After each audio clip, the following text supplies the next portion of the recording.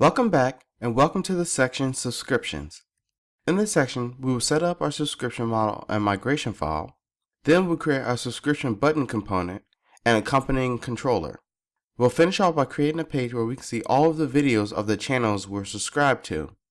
Let's get started getting our subscription model and migration set up. In this video, we're going to define the fields for our migration file and run our migration. We'll set up our model and relationships, then add additional helper methods to our channel model. We'll start off by generating our model and migration file. Now that's been generated, we can open up our subscriptions migration file and add our fields. Our subscriptions table is pretty simple. We basically have a table that has our ID. We have our table that has our auto-incrementing ID, our typical created and updated timestamps, as well as a user ID, which would be unsigned, as well as a channel ID, which is also unsigned. This will essentially say that a user is subscribed to a specific channel. We want to add some form constraints to our user ID and our channel ID fields so that if for any reason a user is deleted, this record is also deleted, and the same goes for a channel. Now we can go ahead and run our migration. Great. Next up, we need to open our subscription model and make some changes. First, we'll go ahead and add our protected fillables array. And here we'll add our channel ID. We also want to go ahead and add our users relationship.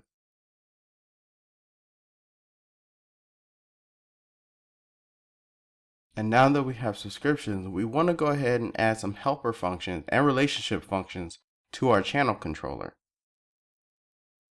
So we want to make sure that our channel has subscriptions. So we want to make sure that our channel model has a relationship with the subscriptions model.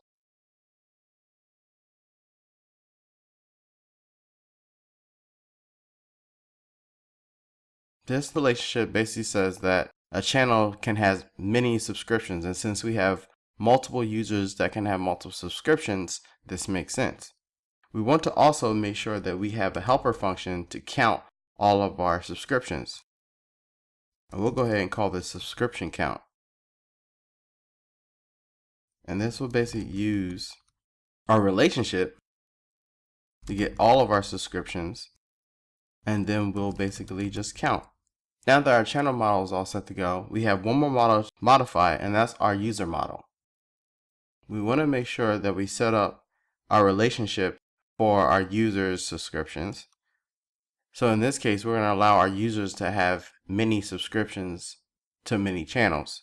And so in this instance, we'll allow our users to have many subscriptions.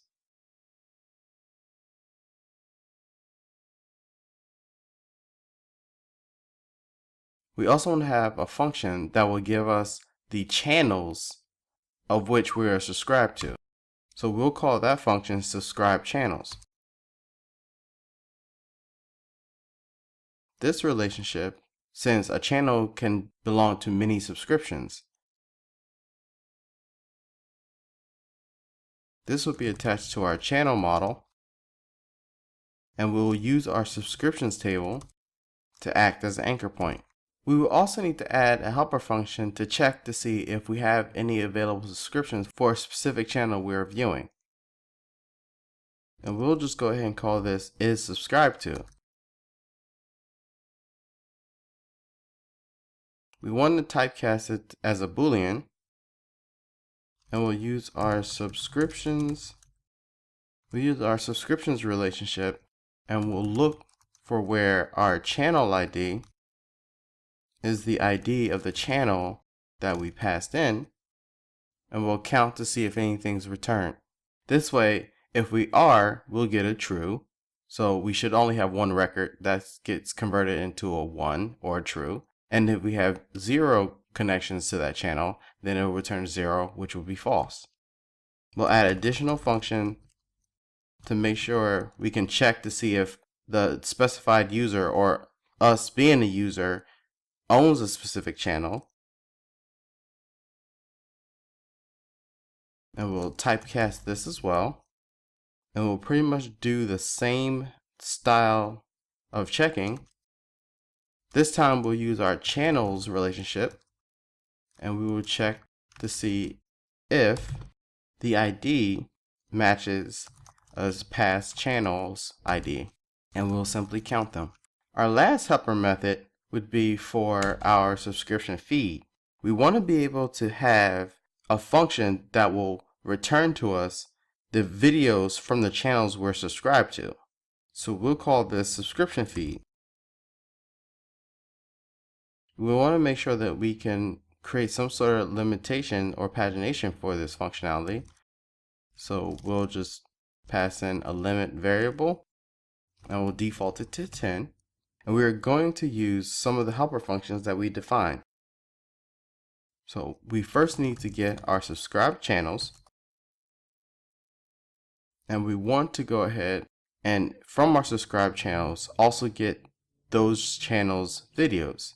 So we use it using our with query, and we define that we want to get our videos, but we don't want to get all of our videos. We want to only get videos that are marked visible.